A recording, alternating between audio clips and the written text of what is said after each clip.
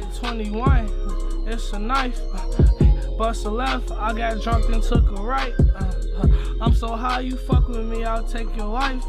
And then take your life, bring you back to fuck her twice. Ay. I'm in the cut, oh yeah, she wanna fuck, oh yeah, that little bitch cut throat, yeah, she give me deep throat, yeah, stitch like Lilo, combination no cheat code, yeah, I got the G code, gun gon' sing on glee mode, yeah. Hey guys, welcome to today's video. Today's video we're going to be talking about Project Zomboid. And Project Zomboid is a cool game because it's like a top-down zombie survival game. And again, there's like some games like that. And top-down games sometimes get frowned down upon because again, a lot of older games like in the early 2000s and before that were kind of like top-down kind of games and shit like that. And usually, I don't know, when people see top-down games, those don't look always the most appealing. They look old. Sometimes a lot of top-down games end up just being little indie games that people are just kind of shitting out to get a quick buck and shit. But with Project Zomboid, it works very well. And it actually makes the experience really good. And it just kind of makes the game more unique than other zombie survival games. Pretty much with Project Zomboid, it's like, I would say, I don't know how to explain it in like the like best of ways, but it kind of has a feeling of an old game, but then also staying up to date and shit, which is kind of just it's also feeling like a newer game, you know. And I don't know, I just kind of like that feeling, and also it kind of benefits the game in a lot of ways, because nowadays, a lot of games are focusing on how pretty the game looks. Oh, how many sunflowers are there? Oh, how realistic can we make this game feel? And sometimes those aren't bad things to focus on, but I feel like some companies kind of focus on that shit too much, and they end up just having a shitty story, or they end up just having a shitty, buggy-ass game, and they have to go through and patch the game once it's already released. Or even in most situations, the game's just a piece of shit forever, and you kind of end up with games like Call of Duty, I think it's like 2042 or whatever the fuck.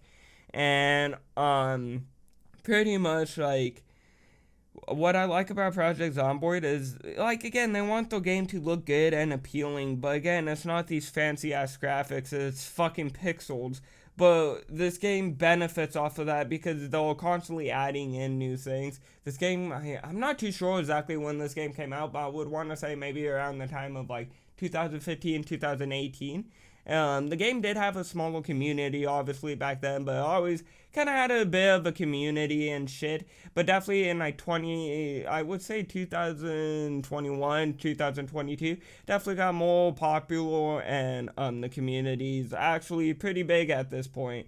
And obviously what's nice about this is there's always mods being released for this game, and this game does support mods, which is really nice because honestly, even if a game doesn't support mods, usually if the game has a big enough community, mods will be accessible at one point. But it just makes it easier when games do support it. It just makes everything run smoother, and it's just kind of nice when it comes to games like Project Zomboid and shit, like survival games, when you could add in mods once you played this game so much and you want a new experience, you could add in that new experience. But what's really cool about Project Zomboid is those 4 spawning points or 4 maps, and these maps aren't hella big, but they're decently sized enough. Like, you're not gonna loot everything in one fucking day unless you just don't go outside and you're like playing Project Zomboid from the time you woke up to the time you go to sleep, and you somehow don't fucking die. And that's the other thing. In this game, it's pretty easy to fucking die. Like, one little fuck up, you're dead, and you lose all your fucking progress, you know? And again, those, like, you could go into the settings and shit. Those are all different game modes. Those like game modes that make it harder, game modes that make it easier, or just kind of like a normal experience. But then those one settings called like sandbox or some shit, where you could go in each individual settings, disable certain things, enable certain things, like make it harder for you, make it easier for you. So this game has a lot of customization, which is pretty nice. And definitely when it comes to like adding in mods, like you could get mods for clothing, maps, and all of that kind of fun shit. So I definitely would say this game is definitely worth getting. And like, I don't know, I wouldn't like want to say like it's the best zombie survival game, but it's definitely up there. I would rather play Project Zomboid over DayZ, because DayZ, you're probably gonna spend like 5 hours and you're gonna find a gun with no fucking ammo, and you're probably gonna be dead before you even find that fucking gun. But in Project Zomboid, you probably have a chance to find a gun, and then you're gonna be dead. Again, this game definitely has a pretty big learning curve. It's not hella huge. Definitely, as you get further in the game and you survive longer and longer, yeah, that learning curve gets bigger and bigger. But again, like I said, this game has a pretty big community, so there's a lot of how-tos on just kind of figuring that kind of shit out. And, yeah, no, this game's really cool because it's like the first kind of like, I don't know, this game's like one big iceberg, and I've only really been at the tip, like the top of the fucking iceberg. But pretty much the top is like, you know, first few days you're finding shit. You like want to find a gun, want to find food, like you do in any other zombie survival game. But then later on, it depends if you have like, if you change these settings. But in the normal settings, loot does not regenerate, so you're gonna have to make a farm and start farming crops and build a base and defend your shit, and then zombie hordes come in, and then they have extra little weather conditions and little special events that you gotta survive through, which kind of obviously makes the game harder and a bit funner. And it's just kind of cool because also, if you just want a chill little experience, you could go in the settings and disable those. So say you don't want a big ass helicopter flying over the city attracting a whole bunch of zombies later on in your playthrough, you could disable that if you want to. But yeah, no, this game's hella fucking dope. Would definitely recommend downloading this shit. I haven't fucked around with too many mods, but again, like with the mods, like I kind of have seen, it's mostly just clothing, weapons, maps, and then just kind of like little in-game items. Like those one goofy ass mod where you could legit smoke weed, so you could find joints, weed and shit just scattered around the map, like bongs and shit, and you could smoke weed if you want. And it's just those small little goofy mods like that. And then those like mods that are a bit more serious, that kind of make the game more realistic or more appealing to a certain play style. And then they're constantly updating this game, so they're constantly releasing updates. And this game just is really cool because, kind of like what I said, has bare minimum graphics. It's all pixels, but it's a game like kind of like Minecraft, not too much obviously, but it's a game like Minecraft where it has these low pixelated graphics, but then has a whole bunch of shit in the game, and it kind of benefits from that. Like, again, if Minecraft was this fancy looking game, we probably wouldn't have half the shit we have. Maybe by now, but back in the day and shit, not really, you know?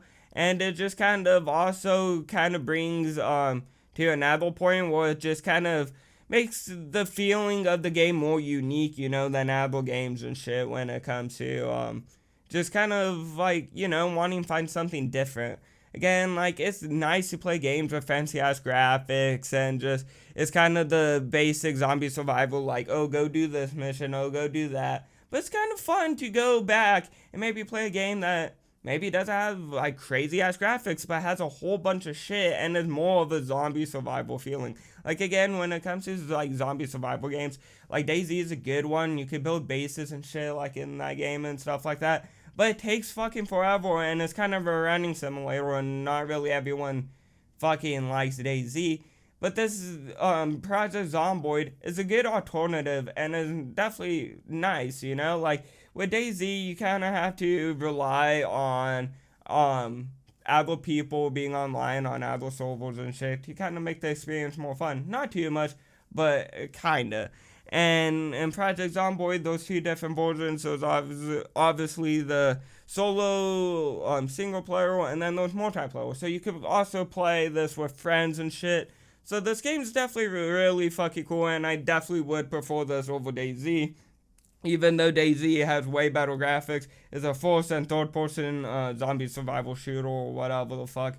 I'm not saying I hate DayZ, but I definitely would say that game is a fucking running simulator, and sometimes is the biggest fucking headache. Like, you jump down 2 fucking stairs and you break your fucking leg. Like, the game, I don't know, I haven't played it in a while, but You know, every time I hear something about DayZ, I just hear how much of a buggy mess it is. And with Project Zomboid, there's not really too many bugs, to be honest. They got this game pretty much logged down on bugs and stuff like that. But besides that, I hope you guys enjoyed today's video. If you did, hit the like button, subscribe, turn on notifications, and I'll see you guys all in the next video. Bye, guys. Oh yes, Daddy. My kicks and I break the rim when I do that shit.